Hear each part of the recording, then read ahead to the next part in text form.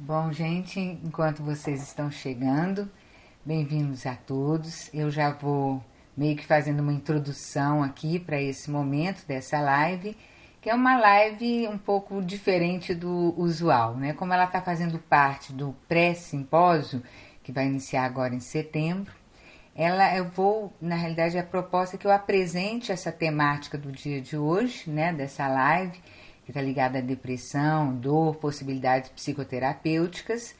E aí a nossa combinação seria o seguinte: eu vou apresentando a temática, uma temática complexa, ampla, e nesse sentido a gente pensou, eu elaborei um roteiro para que a gente não se estenda demais. E se por acaso acontecer de não dar tempo, aí eu peço para vocês entrarem de novo que a gente retoma, principalmente para responder as perguntas, tá bom? Então, eu queria primeiro, antes de qualquer coisa, fazer um agradecimento, né? Agradecer a professora Alessandra Paiva, que fez o convite em nome da Universidade Federal do Espírito Santo. Agradecer também ao UCL Saúde, dar os parabéns pela organização. Eu tenho certeza também que é uma coisa assim inesperada, que as pessoas nem pensaram muito como é que funcionaria uma coisa nesse estilo, né? Assim como fazer participar de um simpósio dentro de casa, que é uma novidade. Então, qual que é o objetivo principal? Boa noite a todos que estão chegando. Qual que é o objetivo principal desse trabalho? Principalmente apresentar os resultados da pesquisa sobre depressão, psicoterapia e mudança. E nesse contexto ele é um recorte da pesquisa de pós-doutorado que foi realizado pela Universidade Federal de Uberlândia sob a orientação do professor Tomi Akira Goto, que eu também gostaria de agradecer por tudo que tem feito por nós e também pelo método da DEITIP. Então, o instrumento que nós usamos de intervenção foi precisamente o processo psicoterapêutico do método da DEITIP, cujos resultados o indicam como uma possibilidade psicoterapêutica cientificamente sustentável, segundo o conceito de prática baseada em evidências em psicologia. Então, esse trabalho de pós-doutorado, ele produziu 3 pesquisas subsequentes. Dentre essas, essa presente pesquisa, que teve essa característica de ser de natureza experimental, cujos resultados referem-se às mudanças positivas alcançadas, tanto na sintomatologia depressiva, quanto na percepção subjetiva e objetiva da dor, em termos de significância estatística, e aí a gente utilizou o inventário de depressão de Beck, quanto em relação à qualidade dos seus resultados. E aí nós utilizamos de uma escala chamada Indicadores Genéricos de Mudança, que foi uma escala desenvolvida pela professora Mariane Krause, uma professora chilena, junto com outros pesquisadores, que ela descreve 19 itens relacionados à evolução de mudança e às alterações intra- e extra-sessões que indicam os fatores comuns presentes em processos psicoterapêuticos bem-sucedidos.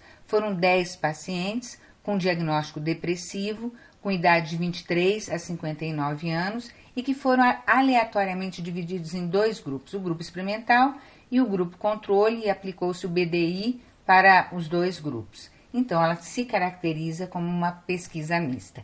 E aí, a questão dos resultados, a gente volta mais no final, trazendo essas questões finais. Mas agora, o importante para nós é pensar no nosso problema. O nosso problema é a depressão e a dor. Começando, então, com o fenômeno da depressão, ele é um transtorno de humor grave, com taxas de prevalência que atinge até 20% da população mundial, que tem se agravado em função das características mesmo ligadas às transformações socioculturais na modernidade, da contemporaneidade, e hoje em dia tem-se observado também um grande aumento da sintomatologia depressiva em função realmente da pandemia atual. Então, a depressão é caracterizada por ampla sintomatologia e diversas comorbidades, que é um motivo pelo qual o tratamento tende a restringir-se somente ao medicamentoso, que distingue a corrente biologista do fenômeno. Mas qual a origem da depressão? Começando por essa primeira pergunta.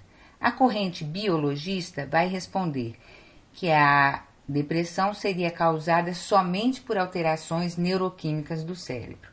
porém contrapondo-se à corrente biologista ou à redução do fenômeno, nós vamos trazer aqui a proposta do método fenomenológico estrutural, que é proposto pelo psiquiatra espanhol Alonso Fernandes e pelo professor Aguirre Bastan, ambos espanhóis. Então, esses autores definem a depressão como um sofrimento que se inicia como um transtorno psíquico que entranha a esfera afetiva e aninha-se na dimensão somática. Então, eles já estão trazendo uma percepção de um sofrimento multifacetado, definindo uma enfermidade psicofísica e psicossocial, não meramente um transtorno reativo e exógeno, que entrelaça fatores biológicos, psicossociais e culturais. Eles pontuam que sua origem pode ser tríplice, a origem da depressão, quebras biográficas, estados de ansiedade, depressões secundárias, e descrevem, vou colocar o óculos, né? Ainda sentimentos de lentidão somática e diminuição psíquica da vitalidade, descomunicação interpessoal e espacial, desregulação dos ritmos, tanto circadianos, que estão ligados a esse ciclo da dia e noite, quanto sazonais, que é o ciclo das estações do ano, e essa percepção alterada do tempo, fixação no passado, afastamento do presente e uma negação do futuro. Então, eles vão trazendo uma descrição que é o que a gente vai percebendo é que, fomentando toda a sintomatologia, o que a gente encontra é a vivência subjetiva daquele que experiencia a depressão, que é sustentada por cognições distorcidas da pessoa sobre si mesmo, em que todo o ser sofre e sofre por viver. E aqui nós vamos nos aproximando mais da questão da dor. Então, esses autores caracterizam a depressão como uma dor que decorre do próprio ato de viver, que se inicia, então, na realidade, por um sofrimento configurado no núcleo do eu, e um eu esvaziado de sentido, envolvido por um sentimento de desapego à vida, que demarca uma dor existencial, que se estende para o psiquismo, com sintomas como angústia, ansiedade, medo, e se alarga para o corpo próprio, expressando-se como um afundamento vital em que se interrompe o impulso de viver, balizando uma existência sem colorido e sem a razão do ser. Então, quando a gente vai percebendo essa descrição da depressão, o que a gente vai percebendo, e diversos autores vão falar sobre isso, dessa associação existente entre a depressão como um fenômeno psicofísico e a dor vivida no corpo, como expressão somática desse sofrimento, como, por exemplo, nós temos o caso da fibromialgia. Então, a fibromialgia, ela é caracterizada pela ocorrência de uma dor difusa pelo corpo, pontos dolorosos à palpação, contudo com a ausência de processos inflamatórios articulares ou musculares que pudessem explicar a origem física da dor. Então, alguns pesquisadores brasileiros, como Berber, Cooper e Berger, eles pesquisaram 70 pacientes com fibromialgia, evidenciando que aproximadamente 2/3 da amostra apresentaram algum grau de depressão, o que corrobora outros estudos da literatura especializada que apontam que o índice de pacientes depressivos entre aqueles com fibromialgia é de 49% a 80%. Então, a depressão também está presente na associação com outras doenças crônicas, como artrite reumatoide, câncer, doença pulmonar obstrutiva crônica, lúpus eritematoso sistêmico. Outro ponto importante, aqui é importante a gente trazer isso, que as características da sintomatologia depressiva, como fadiga, sentimento de culpa, baixa autoestima, vitimização, acabam por agregar-se aos elementos presentes na etiologia e evolução da fibromialgia. Então, fatores psicossociais, comportamentais, cognitivos, fatores sociais que existem na fibromialgia, eles vão se somando àqueles dos sintomas depressivos. Então, vira uma cadeia de eventos. Todos esses sofrimentos pioram os sintomas depressivos, que alimentam os sintomas da fibromialgia, gerando um círculo vicioso, aumentando essa dor de viver, prejudicando ainda mais as estratégias de enfrentamento da doença. E aí nós vamos chegando então no nosso tema mais próprio, que é a psicoterapia. E aí a gente vai pensando, bom, se a doença depressiva é sustentada e perpetuada pela desestruturação da crença em si mesmo, no outro e no mundo, como colocado pelo psiquiatra Alonso Fernandes, e se essas crenças negativas vão sendo configuradas pela pessoa a partir dos eventos vividos por ela, então a gente pode levantar algumas questões. Primeira, o que precisa ser mudado para ocorrer uma mudança? A Marianne Krause, ela vai responder: o que precisa ser mudado são as teorias subjetivas ou as narrativas do sujeito sobre si mesmo, que é uma intervenção possibilitada às psicoterapias, cujo foco seja a atuação sobre a esfera das cognições erradas, e aí que se coloca ideias, informações, atitudes do doente sobre si mesmo, que se vincula ao seu mundo exterior e interior. Então, são esses autoconceitos que mudam quando se muda em psicoterapia. E aí, realmente, todas as decorrências positivas surgem a partir dessa mudança basilar, dessa mudança fundamental. Mas aí a gente caminha um pouquinho mais na nossa reflexão. Se esses autoconceitos negativos já estão cognitivamente consolidados quando a depressão se instala, isso significa que essas teorias subjetivas foram configuradas a nível psíquico e pré-reflexivamente antes da sintomatologia evidenciar-se. Então, nós vamos para uma segunda pergunta. Qual deve ser o foco da intervenção terapêutica? O foco deve ser a origem da desestruturação de si mesma, que se dá a partir de um eu que se configura desde o início da sua existência. Então, a atenção deve ser dada ao eu e seu modo peculiar de obscurecimento ou de transformação de si, considerando que o comportamento e a sintomatologia já são consequências desse primeiro fazer-se. Aí nós passamos por uma terceira questão. Então, como intervir em narrativas subjetivas e intersubjetivas, porque isso envolve também aquilo que se diz do outro. São narrativas subjetivas e intersubjetivas conformadas e cristalizadas desde a fase da vida intrauterina.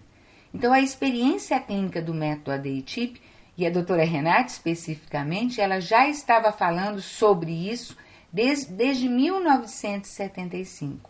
Ou, como coloca Russell, desde as primeiras impressões hiléticas. E Russell é do início do século XX, né? Então, o que o Russell vai trazer na análise fenomenológica das vivências genéticas?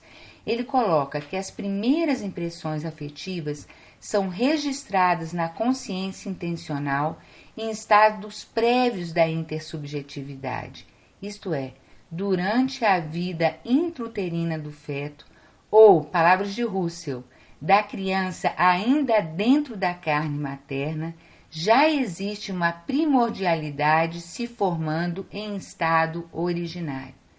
Então, essas primeiras impressões, elas agem e se irradiam a partir da esfera do eu, no psiquismo e na corporeidade. Então, a fenomenologia afirma a constituição tridimensional da pessoa humana. O que seria isso? O corpo próprio, que é esse nível da percepção de si mais imediato, que é um corpo vivo, que é sentinte, e corpo agente, porque ele age sobre o mundo. O psiquismo, que é o nível dos afetos, é o nível da ressonância e da reação, dessa resposta mais do nível psíquico, a tudo aquilo que se recebe pela via sensível, inclusive os acontecimentos e o impacto deles sobre nós. E o espírito, que é a esfera da vontade, do querer e da liberdade, que possui leis próprias que não podem ser reduzidas à dimensão psicofísica. Então, o que nós temos dos resultados da análise fenomenológica sobre a estrutura humana? A gente pode concluir que ela assevera a impossibilidade de se compreender o ser humano se este for reduzido a alguns de seus aspectos. Então, a gente aponta a necessidade de uma abordagem tridimensional e multidisciplinar do fenômeno, que é o que nós estamos fazendo aqui nesse simpósio, evidenciando a depressão como sofrimento psiconosomático, que é uma terminologia criada por Renate Osh de Moraes para enfatizar exatamente essa integralidade da pessoa humana em suas 3 esferas constitutivas, tal como define a antropologia fenomenológica de Husserl e Edith Stein. E ela coloca propositalmente esse termo nous, que é grego, que refere-se à dimensão noológica, que o Viktor Frankl também vai falar de dimensão noológica, referente a essa esfera nucleadora e coordenadora das outras dimensões, ou a dimensão ou a esfera do espírito. Então, a gente indica a importância de uma psicoterapia que contemple esses aspectos, ou seja, uma psicoterapia fundamentada na psicologia e antropologia fenomenológica. Contudo, a gente percebe uma carência nesse domínio no Brasil e no exterior, tanto em termos de pesquisa em psicoterapia, quanto no âmbito da prática clínica mesmo, da psicoterapia. Principalmente no que se refere à problemática da doença depressiva na esfera de uma clínica fundamentada na psicologia fenomenológica. Então, vamos agora para o método ADI-TIP. Então, é exatamente para responder a essa demanda que nós estamos trazendo ao público, muitas pessoas já conhecem, eu estou vendo aqui chegando algumas carinhas, uns nomezinhos muito conhecidos, sejam bem-vindos vocês, né? Então, o processo psicoterapêutico do método ADI-TIP, ele foi criado e desenvolvido pela psicóloga brasileira, gaúcha, filha de imigrantes alemães, Renate Osh Moraes. E os resultados desse trabalho, então, são frutos da sua pesquisa clínico, empírica e experiencial, porque foi brotando exatamente dessas vivências diretas, né, desses conteúdos psíquicos, e que ela se iniciou a partir da década de 1970, mais precisamente 1975, então nós estamos fazendo 45 anos de existência. E a ADI, né, a ADI-TIP, ela aparece como uma possibilidade prática e teórica de intervenção nesse sofrimento depressivo e da dor, consequentemente, mas não somente no sofrimento depressivo. E permite, de uma maneira bastante eficaz, exatamente a alteração nas teorias internas do sujeito e mudanças positivas, tanto nas perspectivas do sujeito sobre si mesmo, sobre o outro e sobre o mundo, ao agir precisamente sobre a origem do sofrimento psíquico. Então vamos entender o que seria essa origem do sofrimento psíquico, né? Vamos trazer então Stein para nos ajudar a pensar, Edith Stein. Edith Stein distingue, dentre as diversas vivências intencionais, aquelas vivências que se referem a um primeiro começo. Essas são vivências originárias que se referem ao primeiro olhar do sujeito para aquilo que a ele se apresenta. E essas vivências são preenchidas de sentido e mobilizam outras vivências que emergem motivadas por essas vivências iniciais, essas vivências primeiras. O que isso quer dizer? Que os conteúdos de sentidos posteriores, eles vão se sedimentando sobre essas vivências primeiras, seguindo a dinâmica da motivação, que trata de procedência, isto é, uma vivência ser complementada por motivo de outra. E aí o que vai acontecendo? Vai se construindo ou engendrando uma rede de conexões de sentidos que demarcam qualidades psíquicas referente às circunstâncias concretas do mundo circundante. Então, são conteúdos de sentido configurados diante de acontecimentos de forte impacto afetivo emocional que provocam uma ruptura no fluxo da existência, pois implicam necessariamente na participação do eu. Então, não é tanto o que acontece, mas aquilo que nos acontece, como nós nos implicamos diante desse vivido. Então, existe a possibilidade de descobrir, literalmente tirar as cobertas, né, e ir descobrindo essas vivências primeiras, ao se propor um movimento de investigação terapêutica, ou, usando a terminologia fenomenológica, uma escavação a essas camadas de sentido e significados que estão presentes na interioridade humana. E essa possibilidade é levantada e empiricamente evidenciada por Yoshi de Moraes, essa capacidade de se identificar, diagnosticar e terapizar esses conteúdos psíquicos, mobilizando então mudanças nesse primeiro começo, ou na origem do sofrimento psíquico ligado a essas vivências intencionais. e isso pode autorizar mudanças na expressão do sofrimento decorrente da dor de viver. Então, pensando um pouquinho mais sobre o método ADI-TIP. O método, começando pela palavra, método indica exatamente isso, que existem diretrizes definidas, objetivos precisos e procedimentos específicos. Que procedimentos são esses? A doutora Renate ela apontava 2 procedimentos específicos. Um, que ela chamava de inversão direcional, ou seja, ao invés de fazer aflorar ao inconsciente a consciência, o que levaria à racionalização, e aí a necessidade de interpretação, de análise, a proposta da doutora Renate é que se capacite a pessoa a conscientemente perceber esses conteúdos inconscientes.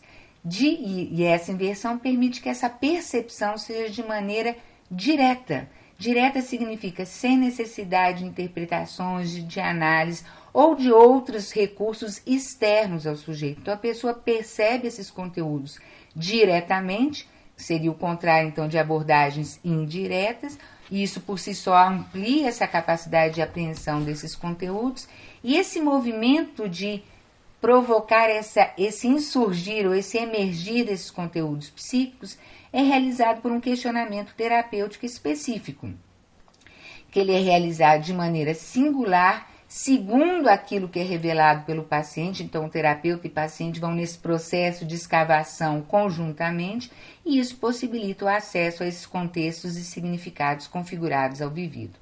E sua aplicação clínica, fundamentada na psicologia fenomenológica, ocorre por meio da terapia de integração pessoal, que é TIP, daí método ADI-TIP. Então, é um método psicoterapêutico cuja possibilidade de efetivação ocorre por meio da capacidade intuitiva de toda pessoa humana. Intuição, tal como foi definido por Bergson. Ele refere-se que é uma capacidade de apreensão imediata, ampla de fatos e acontecimentos que se dá espontaneamente e pré-reflexivamente, sem necessidade de mediação do discurso. Então, é exatamente isso que a gente vai observando na prática clínica. É uma intervenção terapêutica de curta duração, ela tem uma consulta médica e 2 etapas subsequentes. Aquela que a gente chama de exercícios preparatórios para terapia, que é exatamente para ir treinando, capacitando a pessoa a saber trabalhar com essa própria intuição ou com essa sabedoria interior, e a terapia de integração pessoal propriamente dita, a TIP, que são de 10 a 15 sessões de psicoterapia. Eu vou ver se tudo der certo, vou trazer alguns exemplos curtinhos para vocês no final, tá? Então, quais são as possibilidades psicoterapêuticas do método ADI-TIP? Então, os recursos descobertos e desenvolvidos por Yoshi de Moraes permitem, eu já fui falando um pouquinho, o diagnóstico e a terapia dessas raízes basilares de sofrimentos psíquicos que são inconscientes, quer dizer, a pessoa já tem às vezes uma elaboração consciente, mas a origem é inconsciente, origem das primeiras configurações de sentido, objetivas, subjetivas e intersubjetivas, inclusive aquelas de caráter transgeracional, que vão sendo constituídas em universos simbólicos e culturais compartilhados em comunidade, principalmente a comunidade familiar. Então, a gente percebe que vão aparecendo núcleos de sofrimentos basilares, cujos conteúdos de sentido, presta atenção, eles irradiam-se em sintomatologias diversas e ramificam-se, tal qual os ramos de uma árvore, de sintomas, para outras situações existenciais, compondo assim um modo de ser e estar no mundo que pode ser adoecido. Então, o que a gente entende? Se é possível e se tratam essas raízes primeiras e primordiais, que não são muitas, são núcleos de sentido de sofrimento que se abrem, conjuntamente existem muitos registros positivos também, os seus efeitos benéficos ramificam-se também, gerando mudanças desses registros basilares que atuam em diversas direções. Reforça-se então que as possibilidades e recursos desenvolvidos no uso dessa metodologia, eles surgiram, e aí eu já falei um pouquinho sobre isso, no emergir das vivências psíquicas, tanto aquelas constitutivas do humano, quanto aquelas singulares de cada paciente atendido. E elas foram, então, essas experiências, essas vivências começaram pela doutora Renate, pela autora, e logo por uma equipe de profissionais que ela mesma capacitou, que ela mesma ensinou. Então, o que a gente tem de números, né? Até o ano de 2019, foram 139 mil pacientes atendidos, com resultados satisfatórios em diversas sintomatologias da ordem de 80,41%. Isso ainda não são os resultados da pesquisa sobre depressão. Então, o que a gente vai percebendo? Que todas as formulações teóricas, inclusive muitas das que eu estou trazendo aqui para vocês, vieram posteriormente em diálogo com outros autores. A doutora Renate, desde o início, ela já foi dialogando com Viktor Frankl, com Jung, com Bergson, mais para frente um pouquinho com Russell. Edith Stein foi uma das últimas que ela foi ler. E a gente vai percebendo essas correlações dessas fundamentações, por exemplo, que os estudos filosóficos bergsonianos acompanham em muitos aspectos os estudos russellianos, especialmente em seus estudos referentes ao caráter intuitivo de apreensão e da concepção temporal da consciência. Então, o que a gente vai percebendo na prática clínica e que se confirma pela análise fenomenológica das vivências intencionais? Então, a doutora Renate, em suas obras principais, o primeiro livro foi As Chaves do Inconsciente, lançado em 1985, mas ele foi agora atualizado e teve uma nova edição, que já é a 31ª edição, em 2016. Foi traduzido para o italiano, né, Le Chiavi dell'inconscio, está na primeira edição italiana, e o Inconsciente Sem Fronteiras, que foi seu segundo maior livro, demonstra com vários exemplos. Então, nesses livros, ela demonstra com vários exemplos de casos clínicos, primeiro, que esses conteúdos psíquicos, e quando a gente fala conteúdos psíquicos, inclui a experiência vivida e o sentido configurado ou vivido, eles são apreendidos de forma imediata e intuitiva, tal como coloca Bergson, e emerge a consciência reflexiva tal qual um filme interior, usando a expressão de Edith Stein. E quando eles emergem, o que se evidencia? Acontecimentos afetivos, emocionais importantes, que podem ser construtivos quando eles estão vinculados a vivências de amor, e destrutivos quando eles estão vinculados e compreendidos como desamor. E aí você vai fazendo um processo circular.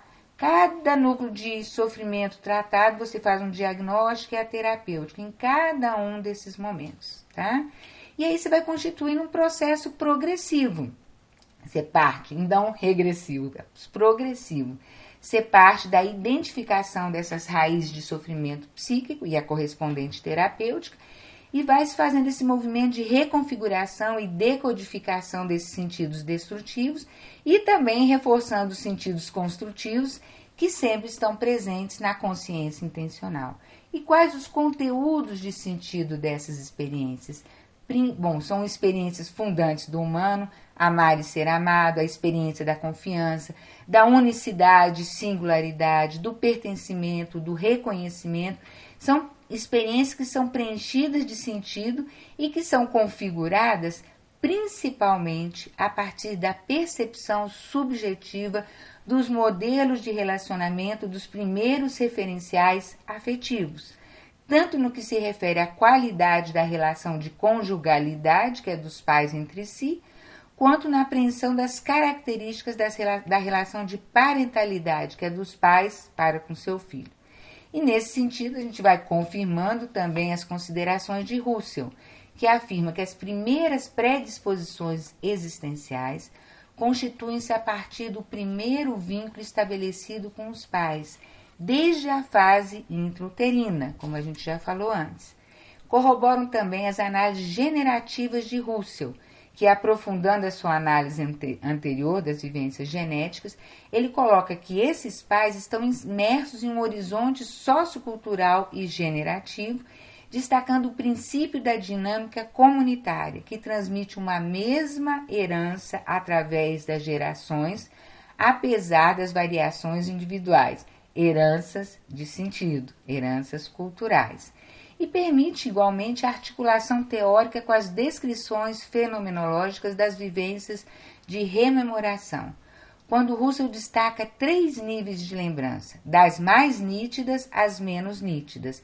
E aqui a gente destaca as lembranças vazias. que, segundo Russell, se vinculam à possibilidade do despertar de uma lembrança que se destaca da profundidade da memória mediante estímulos despertadores específicos. Então, a gente entende que os recursos utilizados nesse procedimento psicoterapêutico podem atuar como um estímulo despertador desse depósito retencional da memória inconsciente, provocando esse insurgir do conteúdo psíquico. E nós também temos, e agora eu vou trazer a Edith Stein novamente, quando ela se refere à dinâmica temporal do fluxo da consciência, o que vai sendo dito juntamente com Russell, né? Que todo agora do vivido, que é a protoimpressão, inclui o horizonte do antes, retenção, e o horizonte do depois, protenção. E diz-nos ainda Stein, uma vivência que foi perdida da memória pode, em função do valor a ela conferido, apresentar-se de novo à intuição. E olha só que coisa interessante. Fazendo com que volte aos olhos o vivido como uma totalidade, inclusive com os conteúdos não notados que podem modificar, sim, configurações de sentido cristalizados. Então, esse movimento, que é constitutivo do humano, mas que é evidenciado na prática psicoterapêutica do método ADI-TIP, esclarece a possibilidade da presentificação do vivido. Isso é uma coisa que a gente percebe nos pacientes. Eles falam no presente, eles descrevem no presente aquilo que eles estão visualizando naquele momento, que não é uma visão, mas uma percepção interior.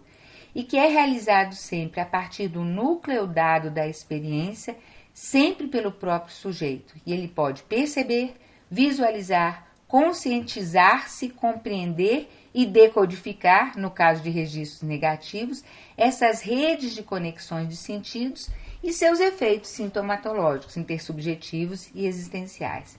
Então, a gente confirma estudos da psicologia clínica, clássica, né?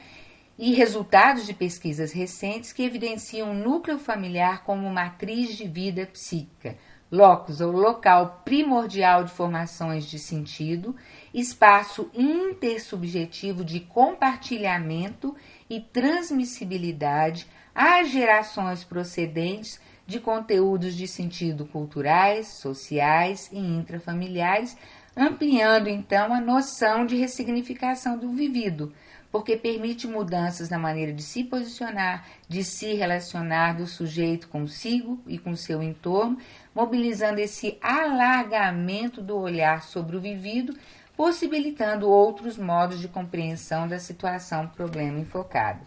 Então, cumprindo minha promessa, eu trouxe um trechinho de um caso clínico de uma paciente com depressão e também diagnóstico de fibromialgia, que foi uma das participantes dessa pesquisa que eu trouxe para vocês. Então, ela descreve, terceira sessão de psicoterapia, ela descreve uma experiência localizada no 4º mês de gestação. Então, ela vai descrevendo, o terapeuta vai perguntando e ela vai descrevendo. O que você percebe? Pergunta o terapeuta.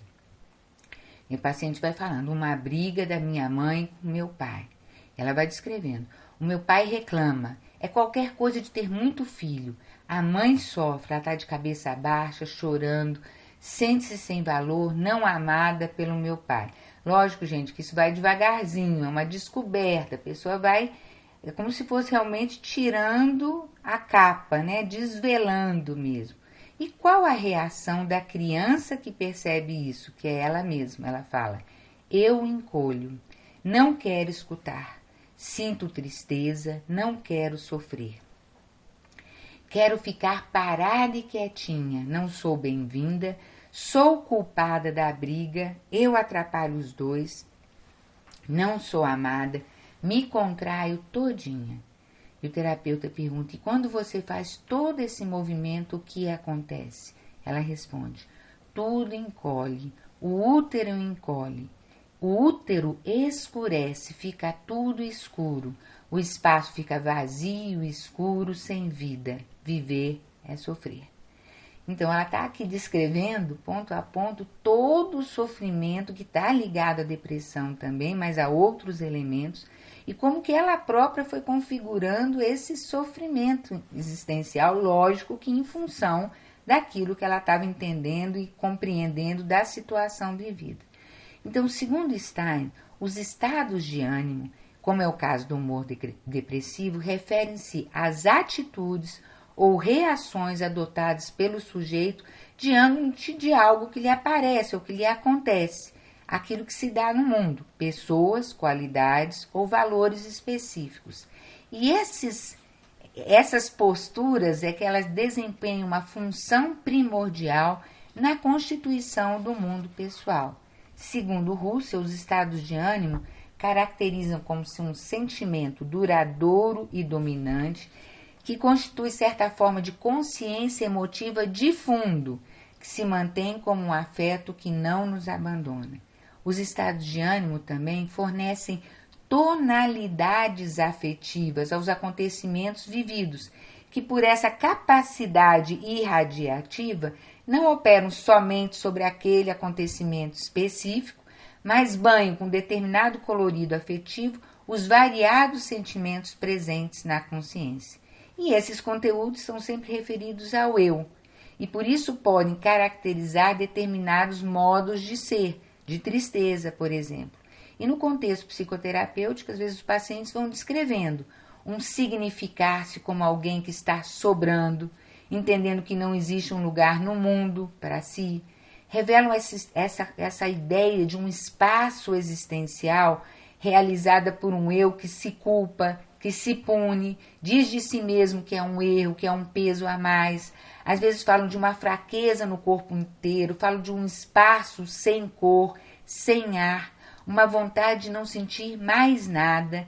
E aí a pessoa vai anestesiando, se anestesiando e embotando sua vitalidade ao concluir que a vida, a sua vida, não vale a pena ser vivida. Então são sentimentos de menos-valia, desconfiança, desamparo, que podem provocar um enclausuramento em si, um fechamento para o mundo exterior, cuja tonalidade afetiva se irradia para todo o ser. E essa dinâmica ela surge como uma ordem existencial que se concretiza no corpo e no psiquismo. Então, se a gente vai confirmando as considerações de Bastan, que descreve a vivência subjetiva sobre a depressão, a vivência subjetiva de um eu esmagado por um sentimento de culpa inexplicável que pode levá-lo ao suicídio, percebido como única solução possível para livrá-lo do peso de viver. Por outra perspectiva, a experiência clínica também do método ADI-TIP avalia que, a despeito desse esvaziamento do eu, este é um eu que ainda não perdeu totalmente a esperança de encontrar um lugar no mundo.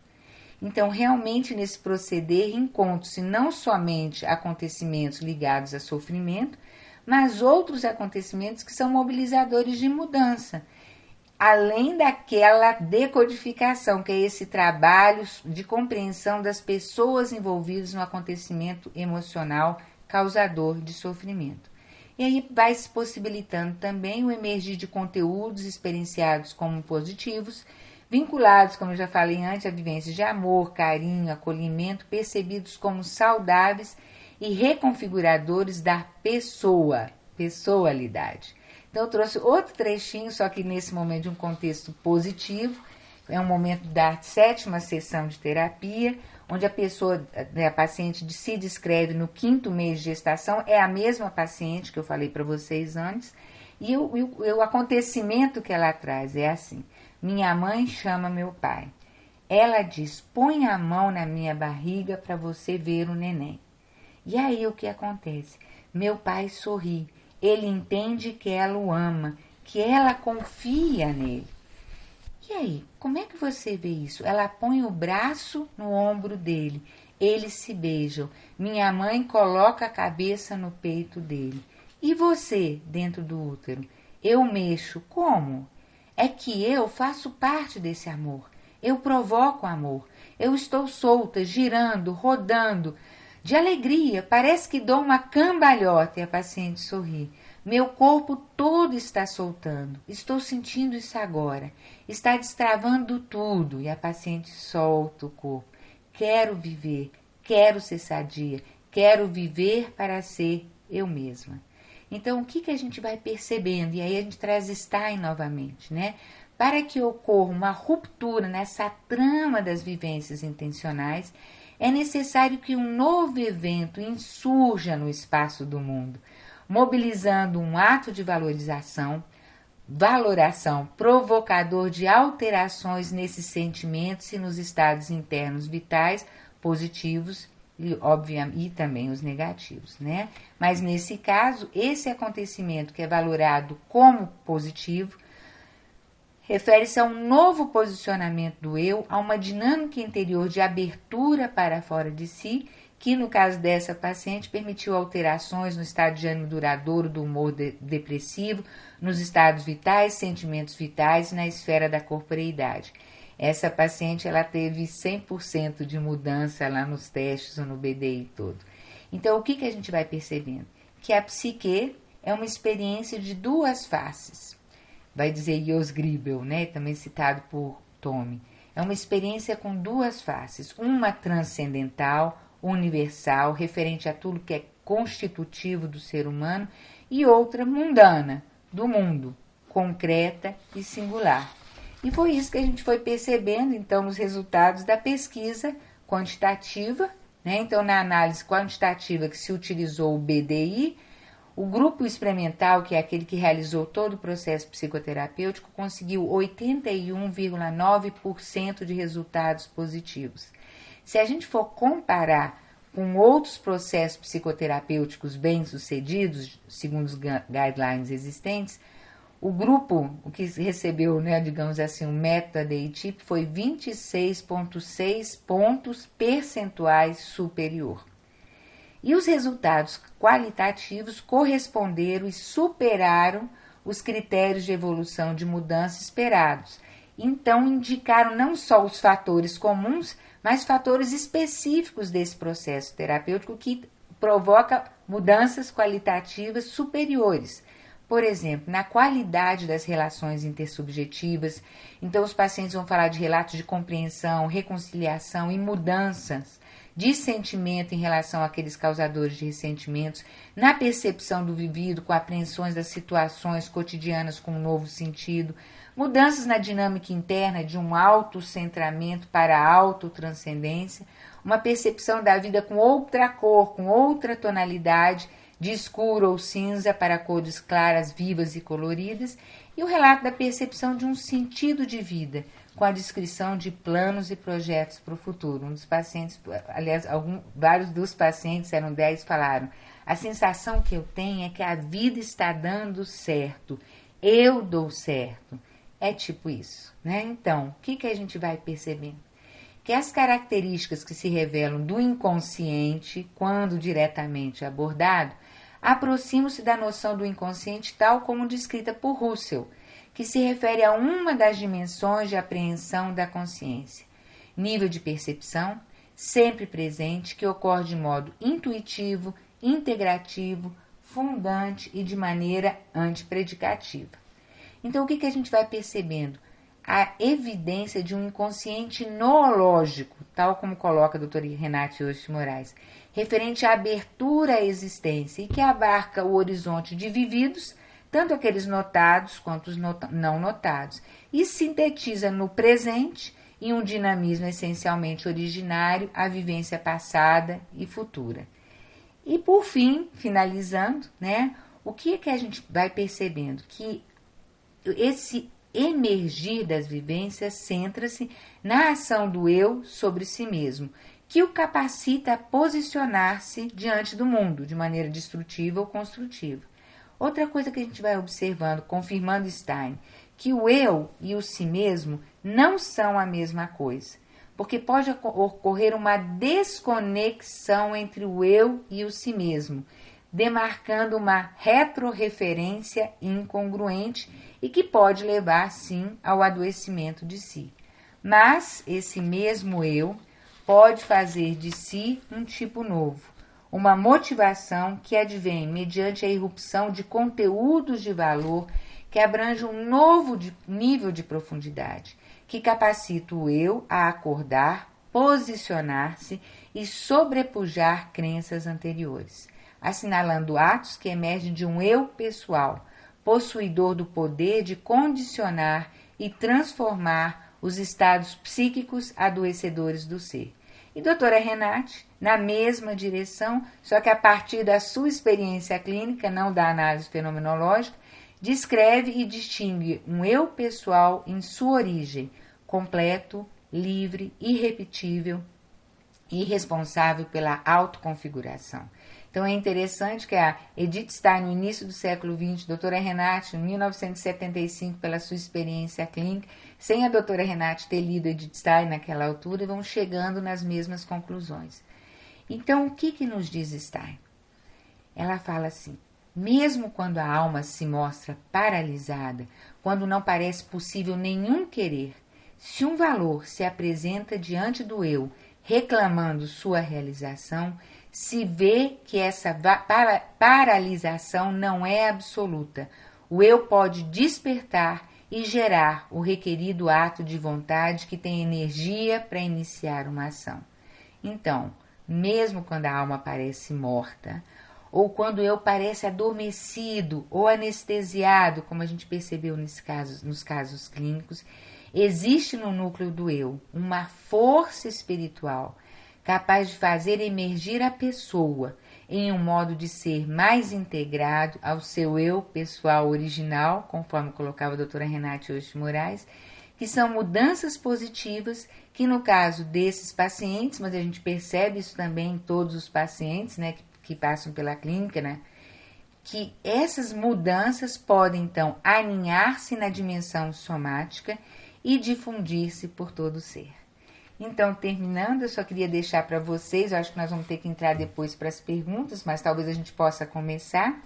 O método ADI-TIP é praticado atualmente por uma equipe de psicólogos e médicos pertencentes ao grupo TIP Clínica, cujos pertencentes, os credenciados e conveniados, o nome deles está no site, Instagram, Facebook, tá?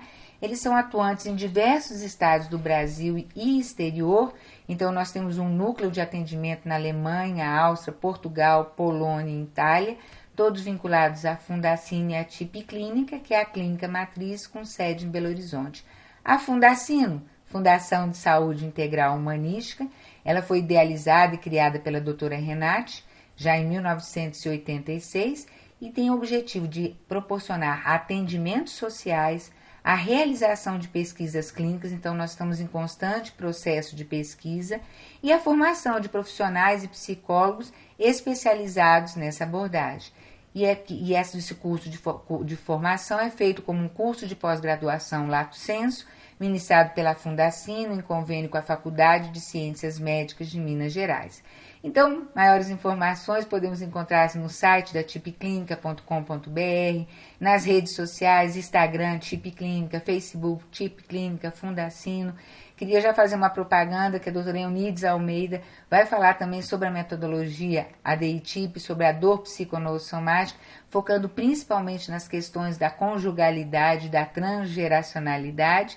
E aí, então, eu fico à vontade ou à disposição para responder as perguntas que vocês ainda quiserem me fazer antes de cortar. Mas aí a gente pode retomar depois, tá bom? Eu acho que o Amintas foi anotando aqui. Amintas, meu irmão, está aqui. Eu gostaria que você... Tem jeito de acender um pouco mais a luz, porque ela apagou, né? Então, vamos ver aqui algumas que estão chegando, né? A Paula Maia pergunta: alguma possibilidade clínica de ajudar pessoas acometidas por herpes?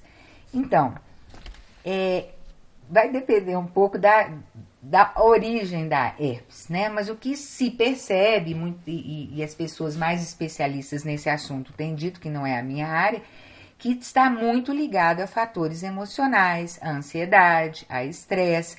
Aliás, isso já é inclusive do senso comum, né? E esse excesso de ansiedade, ou esse, às vezes, medo diante das coisas, esse sentimento de que, às vezes, que alguma coisa pode acontecer de ruim, de negativo, às vezes, dentro da normalidade, às vezes um pouquinho exagerado, né? Isso está ligado, sim, a esses conteúdos, a esses registros, a esses medos, que o medo já é uma sintomatologia, né? Aquilo que é o significado do medo, ou o sentido configurado ao medo. E isso realmente pode ser acionado por outros fatores estressantes ou por fatores emocionais que interferem. Então, a herpes em si, não seria a nossa especialidade, mas o que sustenta as teorias cognitivas e as teorias subjetivas da pessoa que sustentam, aí sim, muita coisa pode ser feita. Onde encontrar o livro As Chaves do Inconsciente? Basta ligar para o número da TIP Clínica, aqui em Belo Horizonte, 31 3071 0101. Ou então contato@tipclinica.com.br, e também vocês mandando no direct pra gente, tem o Instagram meu, tem o Instagram de outros profissionais, mas tem o Instagram da TIP Clínica, então acho que vocês podem conseguir isso aí, tá? E aí, mais alguma pergunta que surgiu? Bom, gente, ficamos à disposição. Eu não estou vendo perguntas, estou vendo assim um monte de beijinhos de coraçõezinhos que eu agradeço muito, né? E estão à disposição para aquilo que vocês quiserem saber sempre, né? E essas lives é a primeira vez que eu faço assim, recebendo, mas tem outras lives que a gente faz com as perguntas, estamos abertos para isso. E as palestras, os congressos e os artigos que estão saindo aí, acho que podem ir clarear um pouco. Chegou uma pergunta aqui: em quais partes do corpo a dor de origem inconsciente se manifesta mais? Da professora Alessandra. Eu acho que eu não te diria isso, eu te diria assim, que existe uma parte mais ou parte menos. Existem certos sintomas que são os famosos psicossomáticos, que é comprovadamente são sintomas que aparecem como expressão de questões emocionais ou psicoemocionais. Mas o que eu percebo é que as pessoas têm os seus pontos fracos, físicos e emocionais. Então, às vezes, quando tem uma sobrecarga emocional, geralmente é aquele ponto que a dor se manifesta. Mas eu não saberia te dizer assim, no geral, se tem um ponto mais ou menos. Existem algumas áreas do corpo, por exemplo, a pele, a musculatura do corpo, as dores articulares, elas estão muito ligadas a essa tensão que tem como ponto de fundo essa tensão emocional também, tá? Agradeço a todos os beijinhos e carinhos e as mensagens de agradecimento aqui. Então, um beijo para vocês, nós vamos encerrando e qualquer coisa estamos às ordens, tá bom? Grande beijo para vocês. Tchau, obrigada a presença de todos, obrigada a todos que participaram aí.